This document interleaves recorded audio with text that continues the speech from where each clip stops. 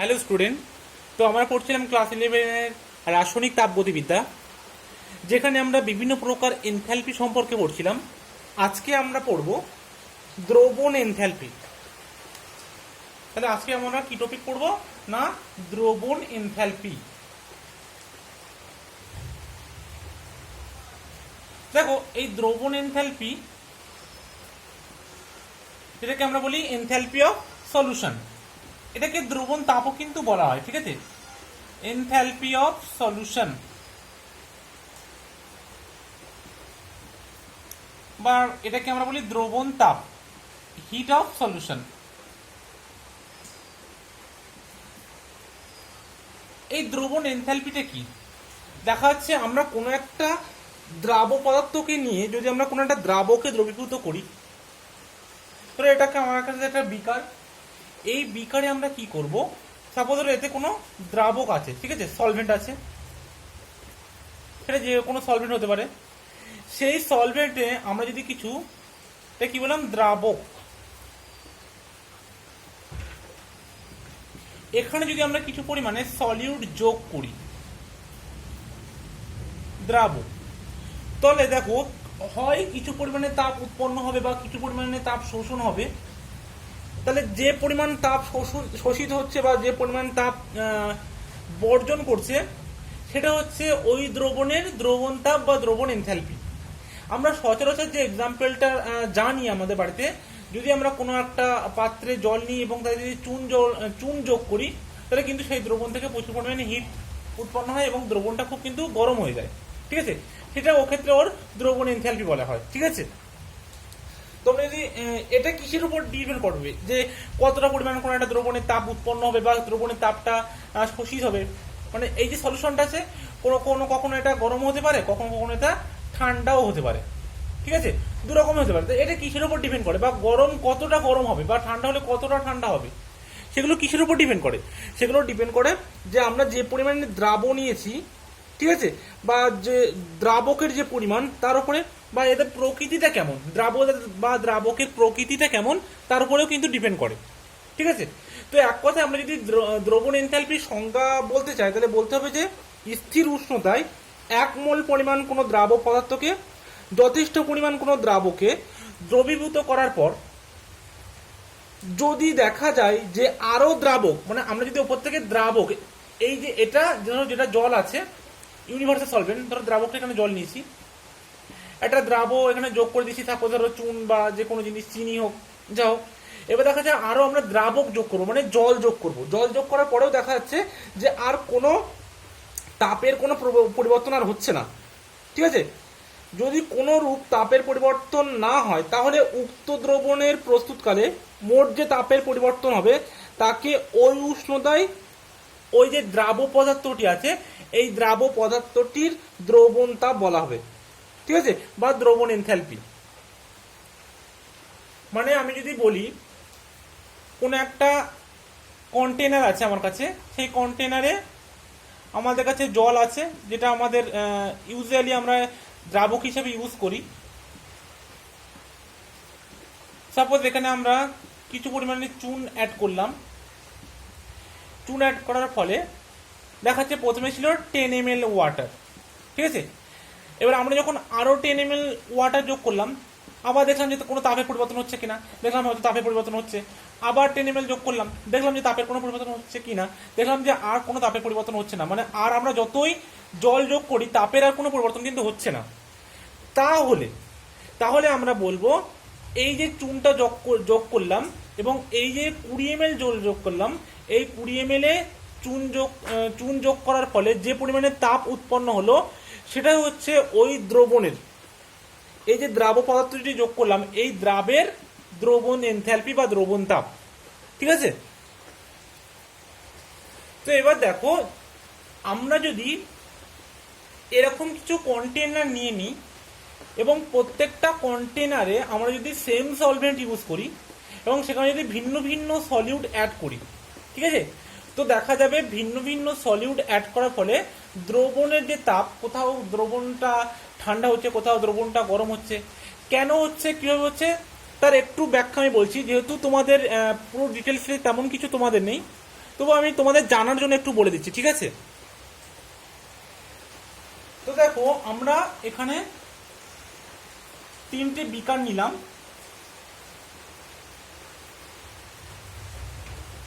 এবং 3টে বিকারেই আমরা একই সলভেন্ট নিলাম।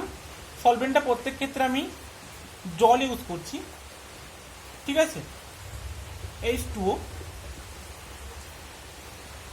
এবার দেখো এই 3টে পাত্রে আমি 3 রকম দ্রাব যোগ করছি, ঠিক আছে? এটা হচ্ছে তোমার দ্রাবক বা সলভেন্ট যেটাকে বলা হয়, ঠিক আছে? এবার এখান থেকে আমি উপর থেকে দ্রাব যোগ করব। দেখো আমরা যদি এখানে সাপোজ প্রথমটাতে আমি ক্যালসিয়াম কার্বনেট অ্যাড করলাম, ঠিক আছে, দ্বিতীয়টা আমি দেখাচ্ছে H2SO4 অ্যাড করলাম, তৃতীয়টা দেখাচ্ছে আমি ইউরিয়া অ্যাড করলাম, ঠিক আছে? ইউরিয়ার সংকেত কি? NH2CO NH2। তাহলে আমাদের প্রত্যেকটা ক্ষেত্রে দ্রাবক কিন্তু একই, এখানেও H2O, এটাও H2O, এটাও H2O, কিন্তু আলাদা কোনটা সেটা হচ্ছে দ্রাবক। তাহলে আমাদের এখানে দ্রাবের উপরে নির্ভর করে সলিউশনটা মানে দ্রবণ এনথালপিটা পজিটিভ বা নেগেটিভ হবে সেটা এই দ্রাবের উপর ডিপেন্ড করবে। এবার দেখো আমি সংক্ষেপে বলছি,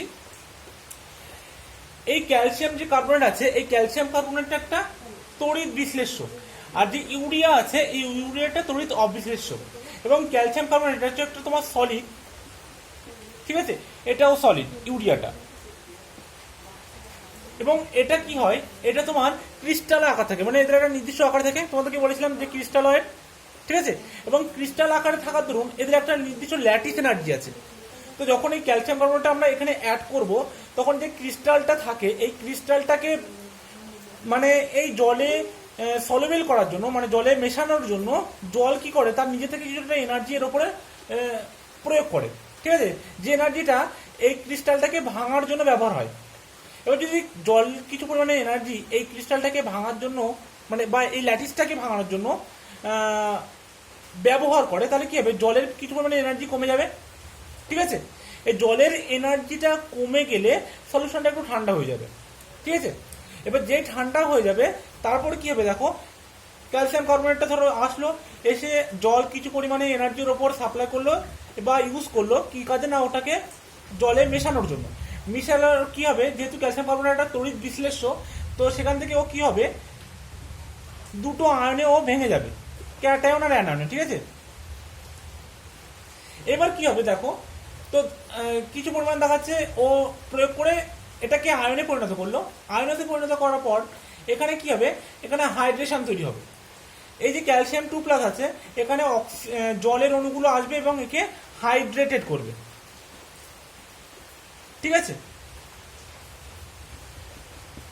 হাইড্রেট করলে কি হবে দেখো, যেহেতু এখানে ক্যালসিয়াম 2+, তো এখানে অক্সিজেনের মাথায় পার্শিয়ালি নেগেটিভ চার্জ এবং হাইড্রোজেনের মাথায় পার্শিয়ালি পজিটিভ চার্জ প্রত্যেকটা ক্ষেত্রে। এবার হাইড্রেটেড হওয়ার ফলে কি হয়, আমরা সবসময় জানি যখনই কোনো জিনিস হাইড্রেটেড হয় তো সেখান থেকে এনার্জি রিলিজ হয়, ঠিক আছে? এনার্জিটা কি হবে না, এনার্জিটা রিলিজ হবে। এবার এনার্জি রিলিজ হওয়ার দরুন দেখাচ্ছে এই পুরো সিস্টেমের যে পরিমাণ তাপ কমে গিয়েছিল, জলটা মানে জল যে পরিমাণে এনার্জি এই ল্যাটিসটাকে ভাঙার জন্য ইউজ করেছিল তার থেকে বেশি পরিমাণে তাপ এখানে উৎপন্ন হচ্ছে। দেখা যাচ্ছে এভারেজ যে টোটাল এনথ্যালপি মানে ডেল্টা এইচ সলিউশন যেটাকে আমরা বলছি সেটার মান কি হবে দেখো, ডেল্টা এইচ সলিউশন যে ডেল্টা এইচ ল্যাটিস মানে ল্যাটিস ভাঙার জন্য কতটা ইউজ হয়েছে প্লাস ডেল্টা এইচ এই যে সলভেটেড হয়েছে মানে, ঠিক আছে, হাইড্রেটেড, এই হাইড্রেটেড উপরে ডিপেন্ড করবে, ঠিক আছে, যে হাইড্রেশনের জন্য কত পরিমাণে এনার্জি রিলিজ হয়েছে। ল্যাটিসের জন্য সবসময় কি হয়, যখনই ল্যাটিসটা ভাঙবে সেক্ষেত্রে এনার্জিটা ইউজ হয়, ঠিক আছে, মানে ল্যাটিসটা ভাঙার জন্য এনার্জি সবসময় ইউজ হবে, ঠিক আছে, আর হাইড্রেশনের জন্য এনার্জি সবসময় নির্গত হবে, ঠিক আছে, রিলিজ হবে বা প্রডিউস হবে এনার্জিটা। এই ক্যালসিয়াম কার্বনেটের ক্ষেত্রে সাপোজ ধরো এক্স পরিমাণ এনার্জি ইউজ হয়েছে এই ল্যাটিসটাকে ভাঙার জন্য, আর হাইড্রেশন হওয়ার ফলে যে এনার্জিটা প্রডিউস হয়েছে সেটা দেখাচ্ছে ওয়াই পরিমাণ। এবার দেখাচ্ছে ওয়াই গ্রেটার দেন এক্স, তাহলে ডেল্টা এইচ সলিউশনটা দেখো ওভারঅল কি হবে, তাপ নির্গত হবে, মানে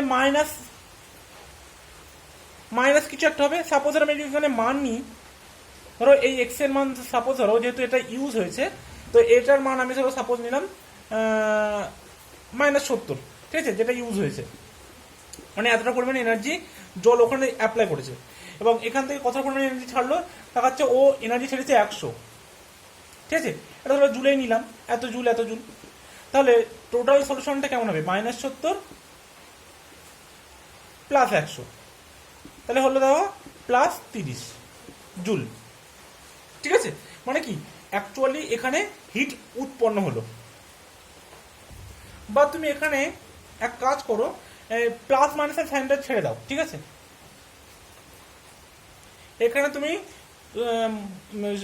মনে করো যে 100 কিলোজুল তাপ লেগেছে ল্যাটিসটাকে ভাঙার জন্য, আর 200 কিলোজুল তাপ প্রডিউস হয়েছে, তাহলে ওভারঅল কতটা এনার্জি প্রডিউস হয়েছিল, ডেল্টা এই সলিউশনটা এনার্জিটা প্রডিউস হয়েছে 100 কিলোজুল, ঠিক আছে, এবং যেহেতু এখানে তাপ উৎপন্ন হচ্ছে তো এখানে অবশ্যই নেগেটিভ হবে, ঠিক আছে, আমি সাইনটা ছেড়ে করলাম যে 100 কিলোজুল এখানে তাপটা ল্যাটিসকে ভাঙার জন্য ইউজ হয়েছে, আর 200 কিলোজুল এখান থেকে হাইড্রেশন হওয়ার জন্য তাপ উৎপন্ন হয়েছে, ঠিক আছে। তো যদি আমরা সাইন দিয়ে করি তাহলে যে তাপটা এখানে কাজে আমরা দিই, দেওয়ার ক্ষেত্রে প্লাস, আর যেটা উৎপন্ন হয় সেটা মাইনাস, তো অ্যাকচুয়ালি এখানে -100 কিলোজুল হবে, ঠিক আছে, মানে অ্যাকচুয়ালি আমি বলতে চাইছি যে এখানে ডেল্টা এই সলিউশনটা মাইনাস হবে, মানে তাপ এখানে উৎপন্ন হবে, এবং যে সলিউশনটা এই সলিউশনটা হট হয়ে যাবে। তাহলে দেখো যদি কোনো একটা দ্রাবটা যদি সলিড হয় এবং অবশ্যই কি হবে, তড়িৎ বিশ্লেষ্য হয়, ঠিক আছে, তাহলে সেক্ষেত্রে যে ডেল্টা এই সলিউশন এর মানটা ডিপেন্ড করবে এই ল্যাটিসের জন্য কত পরিমাণে এনার্জি ইউজ হচ্ছে আর হাইড্রেশনে কত পরিমাণে এনার্জি প্রডিউস হচ্ছে, এর উপর ডিপেন্ড করে এই সলিউশনটা গরম হবে না ঠান্ডা হবে সেটা কিন্তু ডিপেন্ড করছে। তাহলে বোঝা গেল তো, এখানে নেগেটিভ সাইনটা বোঝাচ্ছে যে তাপ এখানে উৎপন্ন হয়েছে, সলিউশনটা এখানে গরম হয়েছে। এবার আমরা দ্বিতীয় নম্বরটা আসি, সেকেন্ড যে বিকারটা আছে সেখানে দেখো আমরা H2SO4 অ্যাড করেছি, তাহলে এগুলো কিন্তু মুছে দিলাম, ঠিক আছে। এবার দেখো H2SO4টা কি, H2SO4টা তো লিকুইড, এবার লিকুইড হওয়ার ধরুন কি হবে, যখন এই H2SO4টা এর মধ্যে অ্যাড হবে, তো এখানে যেমন ল্যাটিস ছিল, মানে ক্রিস্টাল থাকার ফলে এখানে একটা ল্যাটিস এনার্জি ছিল যেটাকে জল এনার্জি দিতে হচ্ছিল ল্যাটিসটাকে ভাঙার জন্য বা রিয়াকশনে জলের সাথে সলভেল হওয়ার জন্য। এবার এটা অলরেডি লিকুইড, H2SO4টা কি লিকুইড হওয়ার জন্য প্লাস আবার ইলেকট্রোলাইট মানে তড়িৎ বিশ্লেষ্য, মানে এটা তো স্ট্রং অ্যাসিড, জলে আসার সঙ্গে সঙ্গে H+ আর SO4- ভেঙে যাবে। এবার ভেঙে যাওয়ার পরে কি হবে, এখানে ভাঙার জন্য কিন্তু জলের কোনো এনার্জি আর অ্যাপ্লাই করতে হচ্ছে না। এবার ভেঙে যাওয়ার পর সঙ্গে সঙ্গে কি হবে, আবার এখানে হাইড্রেশন হয়ে যাবে। হাইড্রেশন হওয়ার পরে কি হবে, এখান থেকে শুধু পরিমাণে তাপ নির্গত হবে, মানে এখানে ডেল্টা এইচ সলিউশনটা শুধুমাত্র ডেল্টা এইচ হাইড্রেশন, মানে ল্যাটিসের উপর কিন্তু আর ডিপেন্ড করছে না, যেহেতু এটা লিকুইড সেই জন্য ল্যাটিসের উপর ডিপেন্ড করছে না, মানে শুধু এখানে কি হচ্ছে দেখো, এখানে শুধু পরিমাণে তাপ উৎপন্ন হচ্ছে। হাইড্রেশন মানে কি, এখানে হিট প্রডিউস হবে, আর ল্যাটিস মানে সেখানে হিটটা ইউজ হবে, ঠিক আছে, আর এটা প্রডিউস হবে। তো যদি শুধু হিট প্রডিউস হয়, কোনো রকম তাপ যদি এখানে কাজে না লাগে, তাহলে কি হবে, এই সলিউশনটা আরো বেশি গরম হবে। কিন্তু তৃতীয় ক্ষেত্রে যখন ইউরিয়া যোগ করলাম, ইউরিয়াটা একটা হচ্ছে তড়িৎ অবিশ্লেষ্য, এটাকে নন ইলেকট্রোলাইট বলা হয়, ঠিক আছে, তড়িৎ অবিশ্লেষ্য। এই তড়িৎ অবিশ্লেষ্য হওয়ার জন্য, যেহেতু এটা ক্রিস্টাল, মানে এটা ক্রিস্টাল আছে, তো এই এটাকে ল্যাটিসে ভাঙার জন্য কি হবে, জল কিছু পরিমাণে এনার্জি এখানে সাপ্লাই করবে, সাপ্লাই করার ফলে জলের কিছু এনার্জি কমে যাবে এবং সলিউশনটা ঠান্ডা হয়ে যাবে। কিন্তু জলে আসার পর এটা কিন্তু আর আয়নে ভাঙবে না, যেহেতু এটা তড়িৎ অবিশ্লেষ্য। এরকম তড়িৎ অবিশ্লেষ্য তোমার চিনি আছে, গ্লুকোজ আছে, ঠিক আছে, যেগুলো জলে অ্যাড করলে জলটা একটু ঠান্ডা হয়। তো সেক্ষেত্রে কি হয়, সেক্ষেত্রে শুধু ওই ক্রিস্টালটাকে ভাঙার জন্য বা জলে সলিউবেল করার জন্য জল কিছু পরিমাণে এনার্জি ওর উপরে অ্যাপ্লাই করে, পরে কিছু পরিমাণে এনার্জি ইউজ হয় এবং সলিউশনের যে এনার্জি সেটা কমে যায়, ফলে সলিউশনটা কোল হয়ে যায়। ঠিক আছে, বুঝে গেল এটা? ইউরিয়াটা তড়িৎ অবিশ্লেষ্য হয়, এরা আয়নে ভাঙে না। আয়নে যদি না ভাঙে তাহলে এখানে কোনো হাইড্রেশনের ব্যাপার নেই। তাহলে এই ক্ষেত্রে আমরা দেখছি যে ডেল্টা ই সলিউশনটা শুধুমাত্র ডেল্টা এইচ ল্যাটিসের জন্যই হচ্ছে। আর আমরা বলেছি যে যদি ল্যাটিসের জন্য হয় তাহলে কি হয়, শুধু এনার্জি ইউজ হয়, আর এনার্জি যদি ইউজ হয় তাহলে পুরো সলিউশনের এনার্জিটা কমবে এবং সলিউশনটা ঠান্ডা হয়ে যাবে। ঠিক আছে, এখানে যেহেতু আয়নে ভাঙছে না, তো আয়নে যদি না ভাঙে হাইড্রেশনে কোনো কোশ্চেন আসবে না, আর হাইড্রেশন যদি না হয় তাহলে কোনো পরিমাণ তাপ প্রডিউস হবে না, তাহলে সলিউশনটা ঠান্ডা হয়ে যাবে। তাহলে এবার দেখো, এমন যদি কোনো আমি একটা সলিউশন নিতাম, মানে কোনো একটা সলিউট নিতাম, যে সলিউটে লিকুইড, তাহলে সেক্ষেত্রে কি হতো? সেক্ষেত্রে ডেল্টা এই সলিউশনটা দেখো, যেহেতু লিকুইড তাহলে এখানে কোনো ক্রিস্টালও নেই, মানে ল্যাটিস ভাঙার কোনো কোশ্চেন আসছে না। তাহলে এই সলিউশনের হিটের কিন্তু কোনো রকম পরিবর্তন হবে না, কারণ যেহেতু লিকুইড, তো এখানে যেমন সলিড ছিল বলে যে ল্যাটিসটা ভাঙার জন্য জল কিছু পরিমাণে এনার্জির ওপরে সাপ্লাই করছিল বা কিছু এনার্জি এখানে ইউজ হচ্ছিল, এখানে তেমন কোনো এনার্জি ইউজ হবে না, কারণ এখানে কোনো ল্যাটিস ফর্মে নেই। ঠিক আছে, ক্রিস্টাল ফর্মে নেই, শুধু লিকুইডটা আসবে এসে সলিউশনে মিশে যাবে। ঠিক আছে, কোনো আয়নও ভাঙবে না, মানে এখানে তোমার ল্যাটিস এনার্জিটাও জিরো আর হাইড্রেশন এনার্জিটাও জিরো, মানে কোনো রকম কোনো কাজ হচ্ছে না। তাহলে সলিউশনটা কি, অ্যাজ ইট ইজ থেকে যাবে, যেমন ছিল তেমনই। তো এটা ছিল তোমাদের এনথালপি অফ সলিউশন। ঠিক আছে, এবার আমরা আসবো এনথালপি অফ ডাইলুশন। তোমাদের কিন্তু এনথালপি অফ সলিউশনটা এত কিছু ছিল না, জাস্ট তোমাদের বোঝার জন্য বলেছি। ঠিক আছে, তোমাদের বইতে অল্প কিছু দেওয়া আছে যে এটা মেশালে ঠান্ডা হয়, এটা মেশালে গরম হয়, এটা মেশালে হিট রিলিজ হয়, এটা মেশালে হিটটা অ্যাবজর্ব হয়। ঠিক আছে, এরকম বলা আছে। আমি জাস্ট কারণগুলো একবার তোমাদের বোঝার সুবিধাতে দেখিয়ে দিলাম। তাহলে আমরা পরের টপিকে যাই এবার, এটা তাহলে কিন্তু মুছে দিলাম। এবার আমরা পড়বো লঘুকরণ এনথালপি, এনথালপি অফ ডাইলুশন বা লঘুকরণ তাপ। ঠিক আছে, তো দেখো লঘুকরণ এনথালপি বলতে আমরা কি বুঝবো? একটা স্থির উষ্ণতায় নির্দিষ্ট কারণে কোনো একটা দ্রবণে দ্রাবক যোগ করলে কি হবে? দ্রাবক যদি আমরা যোগ করি তাহলে দ্রবণের লঘুতা বৃদ্ধি পাবে, আর দ্রবণের লঘুতা বৃদ্ধি পেলে দ্রবণের তাপের যদি উদ্ভব বা যে শোষণ ঘটছে সেটা হচ্ছে ওই দ্রবণের লঘুকরণ এনথালপি। কি বললাম? সাপোজ ধরো আমার কাছে এমন একটা বিকার আছে, এই বিকারে 50 ml ওয়াটার আছে, এটা হচ্ছে তোমার দ্রাবক। সাপোজ এই দ্রবণের এনথালপি 20 কিলোজুল। ঠিক আছে, এবার দেখো, ধরো এই দ্রবণের এনথালপি মানে ধরো এর যে 20 কিলোজুল যেটা ছিল, ডেল্টা এইচ ডাইলুশন 50 ml এর জন্য, 50 ml এর জন্য -20 কিলোজুল, -20 কিলোজুল। এবার আমি কি করলাম, আরো 50 ml জল যোগ করলাম, তাহলে এই সলিউশনটা হয়ে গেল তোমার 100 ml। আরো 50 ml আমি দ্রাবক যোগ করলাম, তাহলে হয়ে গেল 100 ml ওয়াটার। ঠিক আছে, তো সেক্ষেত্রে আমি দেখলাম যে ডেল্টা এইচ ডাইলুশন বা লঘুকরণ এনথালপি ফর 100 ml, তারপর ধরো -40 কিলোজুল। ঠিক আছে, তাহলে বললো যে লঘুকরণ এনথালপি কত? -20 ছিল, এবার হয়ে গেল তোমার -40। ঠিক আছে, তো লঘুকরণ এনথালপিটা যেটা আমরা দেখবো সেটা হচ্ছে -40, মানে ডেল্টা এইচ সলিউশনটা যেটা হবে -40 -20, তাহলে হচ্ছে -20 কিলোজুল। ঠিক আছে, তারপরে আমরা বলতে পারি যে 50 ml জলে, সাপোজ ধরো আমি এখানে যে সলিউটটা যোগ করি, সাপোজ 1 মোল HCl, আমরা বলতে পারি যে 50 ml জলে 1 মোল HCl দ্রবীভূত আছে। এরূপ দ্রবণে যদি আমরা আরো 50 ml জল যোগ করে যদি দ্রবণটাকে লঘু করা হয়, তবে সেখান থেকে 20 কিলোজুল তাপের উদ্ভব হবে। ঠিক আছে, মানে আমরা বলতে পারি যে HCl 50 ml, ঠিক আছে, H2O। এখান থেকে HCl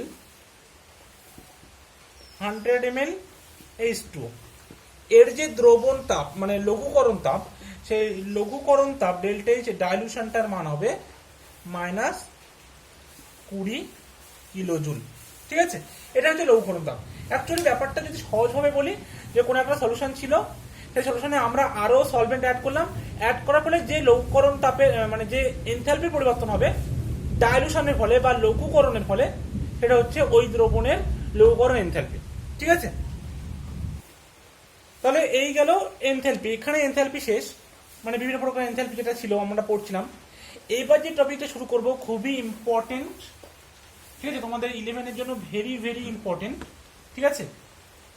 এটা খুবই সবাই ভালো মাথায় রাখবে। সে টপিকটা হচ্ছে হেসের সূত্র, ঠিক আছে। তো সবাই হেডিং দাও, হেসের তাপ সমষ্টির নিত্যতা সূত্র।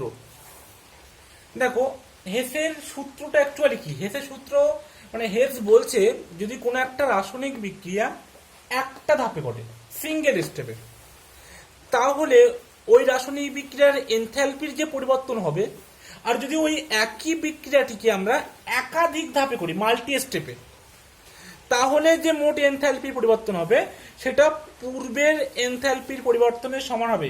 কিন্তু একটা কথা মাথায় রাখতে হবে, ওই যে পূর্বের প্রারম্ভিক আর অন্তিম অবস্থার সাথে কিন্তু সমান হতে হবে শেষেরটা, মানে উভয় ক্ষেত্রেই প্রারম্ভিক এবং অন্তিম অবস্থা সমান হতে হবে, ঠিক আছে। সাপোজ ধরো কোন একটা রিয়াকশন হচ্ছে, রিয়াকশন থেকে প্রোডাক্ট, ঠিক আছে, এটা দেখা যায় সিঙ্গেল স্টেপে হচ্ছে। আর একটা দেখো এই রিয়াকশনটা মাল্টি স্টেপ হচ্ছে। প্রথমে দেখাচ্ছে আর থেকে হলো কিউ, তারপরে হলো কিউ থেকে পি, ঠিক আছে। তাহলে বলছে ধরো এই রিয়াকশনের এনথালপিটা যদি ডেল্টা এইচ 1 হয়, আর এই রিয়াকশনের এনথালপি ডেল্টা এইচ 2, এবং এই রিয়াকশনের এনথালপি ডেল্টা এইচ 3, তাহলে হেসের সূত্র অনুযায়ী যে ডেল্টা এইচ 1 এটা delta H 2 plus delta H 3 এর সমান হবে, ঠিক আছে। কারণ দেখো এই যে প্রারম্ভিক অবস্থা আর এর এই রিয়াকশনের প্রারম্ভিক অবস্থা সমান, আর এর অন্তিম অবস্থা আর এর অন্তিম অবস্থা কিন্তু সমান, ঠিক আছে। এটা দুটো স্টেপে ঘটেছে, কিন্তু এই প্রারম্ভিক আর অন্তিম অবস্থা, এর প্রারম্ভিক আর এর অন্তিম অবস্থা কিন্তু একই, ঠিক আছে। তাহলে বলছে যে পূর্বোক্ত ক্ষেত্রে যে এনথালপি পরিবর্তন হবে সেটা এই রিয়াকশনের মোট এনথালপির যোগফলের সমান হবে, ঠিক আছে। অ্যাকচুয়ালি দেখো তোমার যদি মনে আছে কিনা, আমি বলেছিলাম যে এনথালপি একটা অবস্থার অপেক্ষক, ঠিক আছে। তাই জন্য এটা কি করে, কোন একটা রিয়াকশনের প্রারম্ভিক আর অন্তিম অবস্থার উপরে শুধু নির্ভর করে। রিয়াকশনটা কত স্টেপে হচ্ছে বা কোন পথে হচ্ছে তার উপর কিন্তু এই এনথালপিটা ডিপেন্ড করে না, ঠিক আছে। সেই জন্য কিন্তু বলছে যে রিয়াকশনটা ওয়ান স্টেপ হোক অর মাল্টি স্টেপে হোক, যদি রিয়াকশনটার প্রারম্ভিক আর অন্তিম অবস্থা সমান হয় তাহলে উভয় ক্ষেত্রেই এনথালপির মোট পরিবর্তন কিন্তু একই হবে, ঠিক আছে, যেহেতু এনথালপি একটা অবস্থার অপেক্ষক। অ্যাকচুয়ালি দেখো এই হেসের সূত্রটা কিন্তু তাপগতিবিদ্যার প্রথম সূত্রের অনুসিদ্ধান্ত, এটা কিন্তু আমরা বলতে পারি। কারণ দেখো যখন এই আর থেকে পি উৎপন্ন হচ্ছে, সেক্ষেত্রে ডেল্টা এইচ এর মান সাপোজ ধরো এখানে এক্স কিলোজুল তাপ উৎপন্ন হলো, আর এখানে দেখাচ্ছে এই যে 2 নম্বর প্রসেসটা আছে সেখানে প্রথম স্টেপের ক্ষেত্রে আমরা ধরলাম ওয়াই কিলোজুল তাপ উৎপন্ন হচ্ছে এবং দ্বিতীয় ক্ষেত্রে জেড কিলোজুল তাপ উৎপন্ন হচ্ছে। হেসের সূত্র অনুযায়ী কি বলছে যে উভয় প্রক্রিয়া যদি প্রারম্ভিক আর অন্তিম অবস্থা সমান হয় তাহলে এই যে এক্স, এই এক্সটা ওয়াই প্লাস জেড এর সমান হবে। এবার যদি আমরা ভাবি যে সাপোজ যদি ওয়াই প্লাস জেডটা এক্স এর থেকে বড় হয়, ঠিক আছে, কি বললাম, যদি ওয়াই প্লাস জেডটা এক্স এর থেকে বড় হয় তাহলে কি হবে দেখো, তাহলে প্রক্রিয়াটায় আমাদের কিছু পরিমাণ কিন্তু শক্তিটা উৎপন্ন হবে, কিছু পরিমাণ শক্তি উৎপন্ন হবে। কারণ দেখো প্রারম্ভিক ক্ষেত্রে কি হচ্ছে, প্রারম্ভিক ক্ষেত্রে ওয়াই প্লাস, প্রারম্ভিক ক্ষেত্রে যে তাপ উৎপন্ন হচ্ছে দ্বিতীয় ক্ষেত্রে যদি তার থেকে বেশি তাপ উৎপন্ন হয়, তাহলে আমরা যদি কোনো রকমের দ্বিতীয় ক্ষেত্রে এই রিয়াকশনটা করে ধরো আর থেকে পিতে আনলাম, আনার পরে যে বেশি তাপটা উৎপন্ন হচ্ছে ওয়াই প্লাস জেডটা, আমরা কি করব, এই পি থেকে আবার বিপরীত রিয়াকশনে যাব। আমরা কি জানি, ধরো কোনো একটা ফরওয়ার্ড রিয়াকশনের ক্ষেত্রে যদি কোনো একটা এনার্জি সাপোজ -30 কিলোজুল তাপ নির্গত হয়, বা প্লাস ধরো 30 কিলোজুল তাপ লাগছে, বা -30 কিলোজুল তাপ নির্গত হলো, ঠিক আছে, 30 কিলোজুল তাপ নির্গত হয়েছে। আর দ্বিতীয় ক্ষেত্রে দেখাচ্ছে আর থেকে পিতে বললো যে 40 কিলোজুল তাপ নির্গত হয়েছে, তাই তো। এইবার যদি আমরা এই রিয়াকশনটাকে আমরা যদি ব্যাকওয়ার্ড করি, তাহলে কি হবে, 40 কিলোজুল তাপ আমাদের আবার ফিরে পাবো, ঠিক আছে, মানে 10 কিলোজুল তাপ এখানে আমাদের সেভ হবে। তাহলে দেখা যাচ্ছে কি, যে কোনো একটা রিয়াকশনকে আমরা যদি এই যে দুটো স্টেপে করেছি সেটাতে কি যে পি উৎপন্ন হলো, সেই পি থেকে যদি আমরা আবার আরে যাই, তাহলে কিছু পরিমাণে এনার্জি আমাদের উৎপন্ন হচ্ছে বা সেভ হচ্ছে, যেটা কিনা তাপগতিবিদ্যার প্রথম সূত্র বিরুদ্ধাচরণ করছে, ঠিক আছে। তাপগতিবিদ্যার প্রথম সূত্র অনুযায়ী কি বলছে, যে আমরা যদি কোনো প্রকার কার্য না করি, ঠিক আছে, বা কোনো প্রকার শক্তি যদি আমরা বিনাশ না ঘটাই, তাহলে কোনো তাপ সৃষ্টি হবে না। কিন্তু এখানে কি দেখাচ্ছে, এখানে দেখাচ্ছে যে কোনো পরিমাণ আমরা কার্য তো করছি না বা কোনো প্রকার শক্তির বিনাশ করছি না, কিন্তু আমাদের কিছু পরিমাণ তাপ কিন্তু উৎপন্ন হচ্ছে। এবার দেখো, এটাই কিন্তু তাপগতিবিদ্যার বিরোধাচরণ করবে, এবং তাপগতিবিদ্যার প্রথম সূত্র অনুযায়ী তাই হচ্ছে যে এটা আর এটা সমান হবে, ঠিক আছে। এই জন্যই বলা হচ্ছে যে তাপগতিবিদ্যার প্রথম সূত্রের অনুসিদ্ধান্ত হচ্ছে হেসের সূত্র। বুঝে গেল? ধরো সাপোজ আমি একদম ইজিলি ভাবে বলছি, দেখো সাপোজ ধরো এখান থেকে কি হলো, সাপোজ এখান থেকে আমি কোনো সাইন সারি লিখছি, ঠিক আছে, 5 কিলোজুল তাপ উৎপন্ন হলো, এখানে আমার 3 কিলোজুল তাপ উৎপন্ন হলো, এখানে আমার 4 কিলোজুল তাপ উৎপন্ন হলো। তাহলে এখানে 5 কিলোজুল হয়েছে, আর এখানে দুটো বিক্রিয়া মিলে কত হলো, 7 কিলোজুল তাপ। এবার যদি আমি এই রিয়াকশন এই প্রোডাক্ট থেকে আরে যাই, তাহলে আমাকে কি 5 কিলোজুল তাপ লাগবে, কারণ যেহেতু এখান থেকে ফরওয়ার্ডে 5 কিলোজুল তাপ উৎপন্ন হয়েছে, ব্যাকওয়ার্ডে গেলে -5 কিলোজুল তাপ এখানে দিতে হবে। তাহলে আমাকে কতটা এনার্জি বাঁচবে, 2 কিলোজুল তাপ কিন্তু বাঁচবে। বুঝে যাচ্ছে ব্যাপারটা? এখানে 5 কিলোজুল তাপ উৎপন্ন হয়েছিল, ওই একই রিয়াকশনটা যখন আমরা মাল্টি স্টেপে করলাম তখন 7 কিলোজুল তাপ উৎপন্ন হয়েছে। এবার মাল্টি স্টেপে করার পর আমরা যদি এই পি থেকে এই যে ফার্স্ট প্রসেসের মাধ্যমে ব্যাকওয়ার্ডে যাই, তাহলে আমাদের কত পরিমাণ তাপ খরচ হবে, 5 কিলোজুল। তাহলে কত পরিমাণ এনার্জি বাঁচবে, 2 কিলোজুল।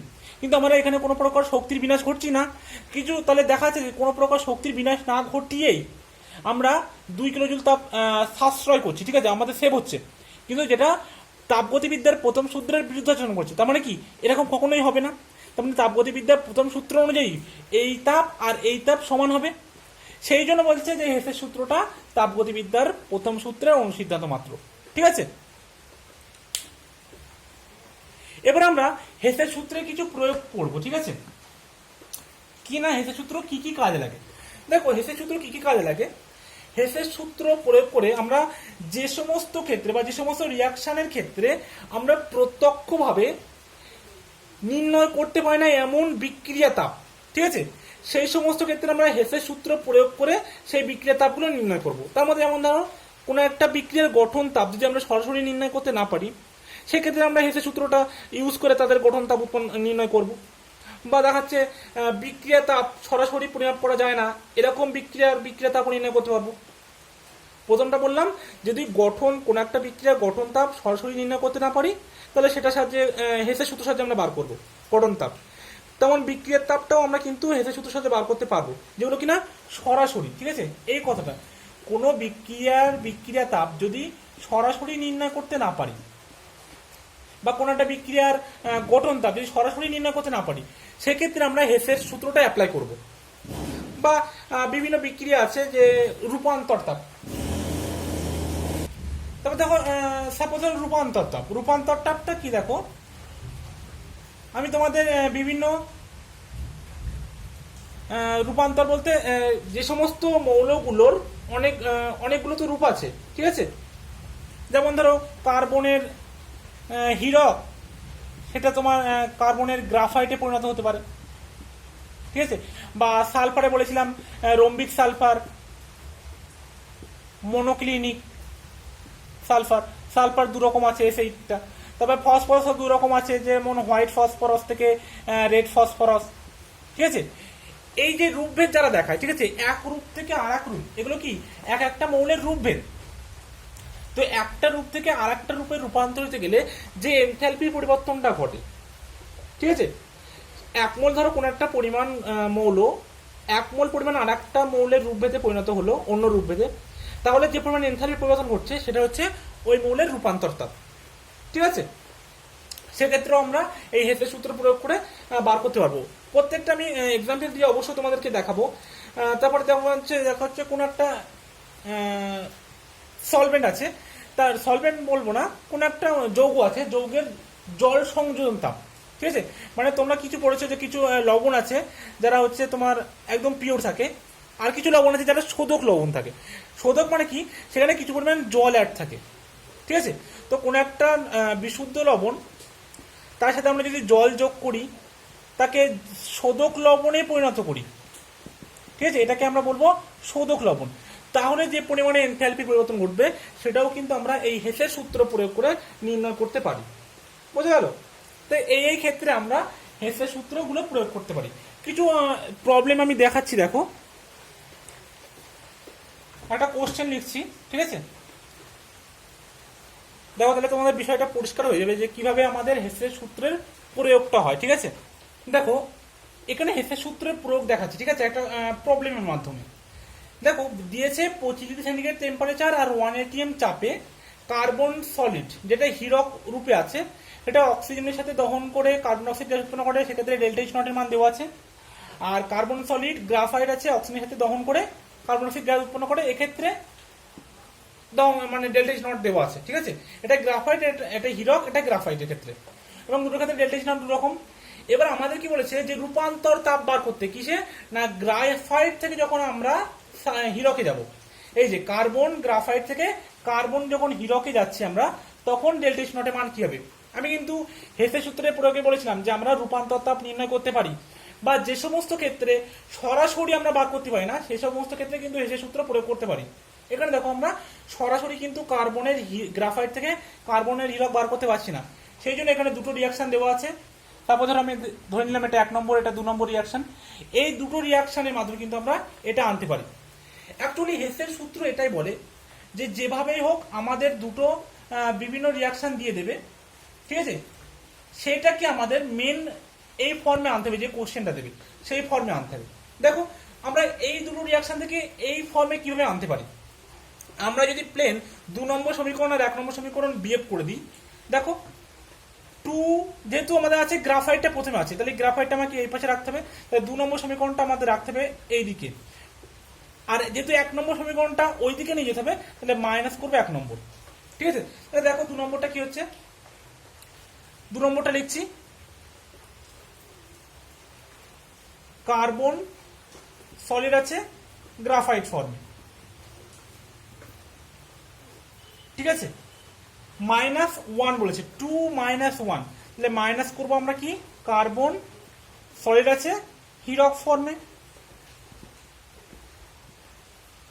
ঠিক আছে। আচ্ছা এর সাথে আর কি আছে, carbon graphite plus O2 minus carbon হীরক মাইনাস O2 গ্যাস। এখান থেকে যেটা হচ্ছে 2 নম্বর কোনটা, এটা CO2 গ্যাস -1 CO2 গ্যাস। তাহলে দেখো O2 গ্যাস O2 গ্যাস কেটে গেল, CO2 গ্যাস CO2 গ্যাস কেটে গেল, তাহলে আমার এখানে থাকছে কার্বন সলিড গ্রাফাইট মাইনাস, আচ্ছা মাইনাসটা আমি এবার এই পাশে নিয়ে যাচ্ছি, ঠিক আছে, এটার পাশে গেলে প্লাস হয়ে যাবে, কার্বন সলিড হীরক। তাহলে দেখো যেহেতু আমি 2 - 1 করেছি, তাহলে আমাদের এখানে ডেল্টা এইচ নটটাও ক্ষেত্রেও আমাদের যেটা বার হবে সেটা 2 - 1 হবে। 2 মানে কত, -391.6 মাইনাস অফ, আবার এটা মাইনাস মানে এটা প্লাস হয়ে যাবে 393.5। তাহলে আমরা যদি এই দুটো অ্যান্সার বিয়োগ করতে, তাহলে আসছে আমাদের 1.9, ঠিক আছে, প্লাস 1.9 কিলোজুল পার মোল, ঠিক আছে। তাহলে বোঝা গেল যে আমরা কিভাবে বার করতে পারি, মানে যে রিয়াকশনটা দিক আমাদের এরকম মেন রিয়াকশনে আসতে হবে, ঠিক আছে।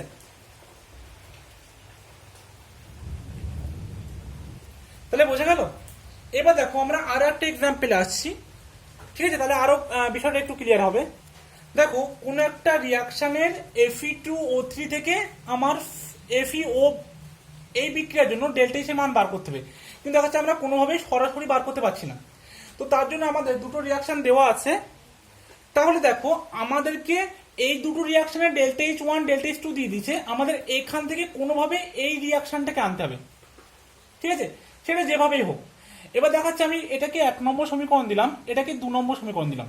দেখো এই যে Fe2O3 এটা তো এইদিকে আছে, এবং এটা কোন রিয়াকশন আছে, 1 নম্বর রিয়াকশন Fe2O3 এইদিকে আছে, এবং সিওটাও আছে, তো সিওটা এদিকে আছে, আর FeO এটা ডান দিকে আছে, ঠিক আছে, FeOটা ডান দিকে আছে, কিন্তু এই 2 নম্বর রিয়াকশন দেখো এটা বাঁ দিকে আছে। তাহলে আমরা যদি এটাকে এদিকে নিয়ে যেতে হয় তাহলে অবশ্যই এটাকে মাইনাস করতে হবে, 1 - 2 ইকুয়েশন, ঠিক আছে। এবার 1 - 2 করবো, কিন্তু FeO কত অণু আছে, 2 অণু আছে, এখানে এখানে কত আছে, 1 অণু আছে। তাহলে দেখো নিশ্চয়ই আমাকে এই ইকুয়েশনটাকে 2 দিয়ে গুণ করতে হবে। তাহলে আমরা ইকুয়েশন দেখো যদি এরকম করি, ইকুয়েশন 1 - 2 ইন্টু ইকুয়েশন 2, তাহলে কি আসে দেখো, ইকুয়েশন 1 লিখলাম Fe2O3 প্লাস 3CO মাইনাস 2 নম্বর মাইনাস করেছি আমরা, তাই তো, এবং 2 দিয়ে গুণ করে মাইনাস 2FeO প্লাস 2CO, ঠিক আছে। এবার আবার এটা লিখবো আমরা 2Fe প্লাস 3CO2 মাইনাস এটাকে আবার 2 দিয়ে গুণ করবো 2Fe প্লাস 2CO2। দেখো এবার কি হচ্ছে, তাহলে এই যে 2Fe এই 2Feটা কেটে যাচ্ছে, তাই তো, তাহলে কি থাকছে Fe2O3 3CO, এখানে 2CO, তাহলে হচ্ছে আচ্ছা, তাহলে এটা মাইনাস 2FeO মাইনাস 2CO হবে, ঠিক আছে, আর এখানে মাইনাস 2Fe মাইনাস 2CO2। তাহলে দেখো Fe2O3 তিনটে থেকে দুটো বাদ চলে যাচ্ছে, তাহলে থাকছে আমার কত, প্লাস CO। এবার দেখো এই যে 2FeOটা মাইনাস ছিল, এটা আমি ওই পাশে নিয়ে যাচ্ছি, তাহলে হলো প্লাস 2FeO, আর এখানে আর কি থাকছে, প্লাস 3টে CO2 মাইনাস 2টো CO2, তাহলে হচ্ছে প্লাস CO2। তাহলে দেখো এই রিয়াকশনটা ফাইনালি রিয়াকশনটা সেটা এসছে Fe2O3 প্লাস CO 2 অণু FeO প্লাস CO2, ঠিক আছে। তাহলে আমাদের যে ডেল্টা এইচ এর মানটা বার হবে সেটা আমরা কি করব, 1 এর যে ডেল্টা এইচ ছিল সেটা এভাবে রেখে দেবো as usual, -26 minus of 2 into এই 2 নম্বরের যেটা ছিল -16। তাহলে আমরা দেখছি -26 মাইনাস হচ্ছে প্লাস 32 ইজিক্যাল টু কত হচ্ছে, প্লাস 6 কিলোজুল পার মোল, ঠিক আছে।